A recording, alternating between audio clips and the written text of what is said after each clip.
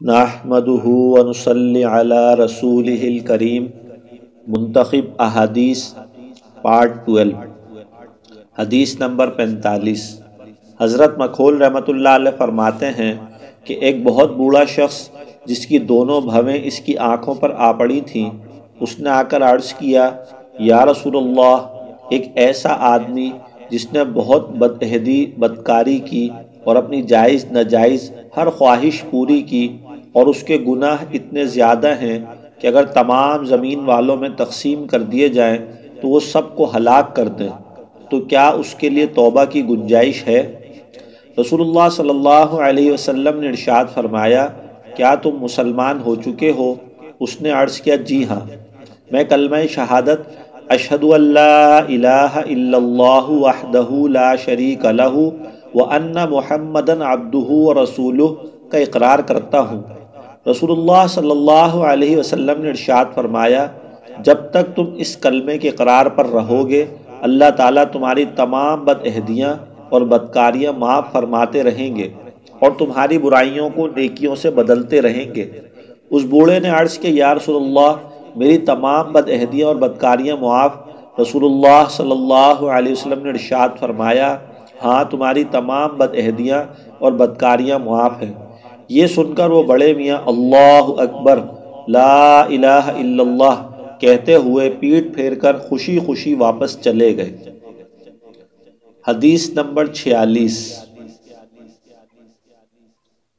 حضرت عبداللہ بن عمر بن عاص رضی اللہ عنہ سے روایت ہے کہ میں نے رسول اللہ صلی اللہ علیہ وسلم کو ارشاد فرماتے ہوئے سنا، قیامت کے دن اللہ تعالیٰ میری امت میں سے ایک شخص کو منتخب فرما کر ساری مخلوق کے روبرو بلائیں گے اور اس کے سامنے اعمال کے 99 دفاتر کھولیں گے۔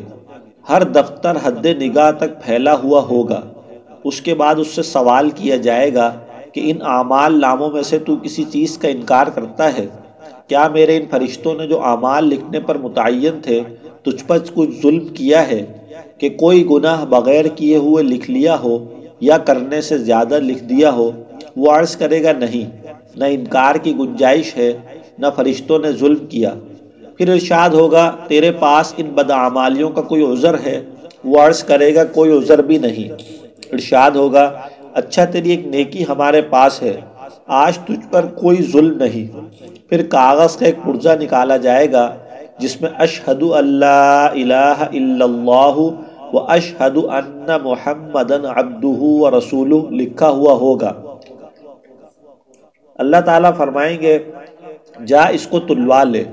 وہ عرض کرے گا، اتنے دفتروں کے مقابلے میں یہ پرزہ کیا کام دے گا؟ ارشاد ہوگا، تجھ پر ظلم نہیں ہوگا۔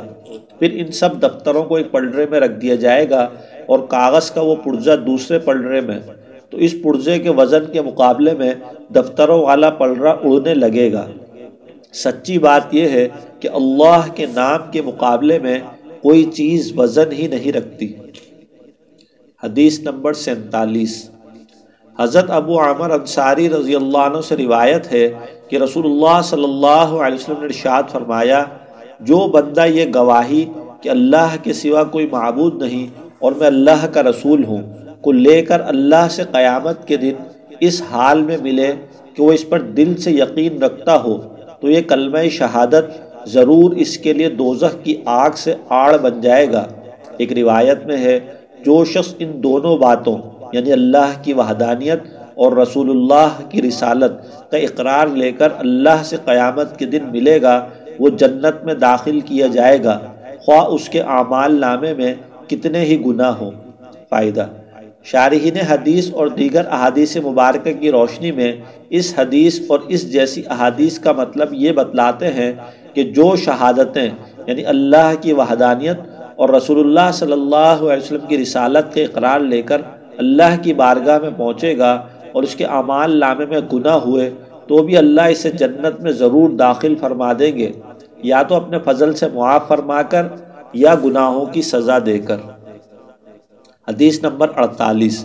حضرت عتبان بن مالک رضی اللہ عنہ سے روایت ہے کہ نبی کریم صلی اللہ علیہ وسلم نے ارشاد فرمایا، ایسا نہیں ہو سکتا کہ کوئی شخص اس بات کی گواہی دے کہ اللہ کے سوا کوئی معبود نہیں اور میں محمد صلی اللہ علیہ وسلم اللہ کا رسول ہوں، پھر وہ جہنم میں داخل ہو یا دوزخ کی آگ اس کو کھائے۔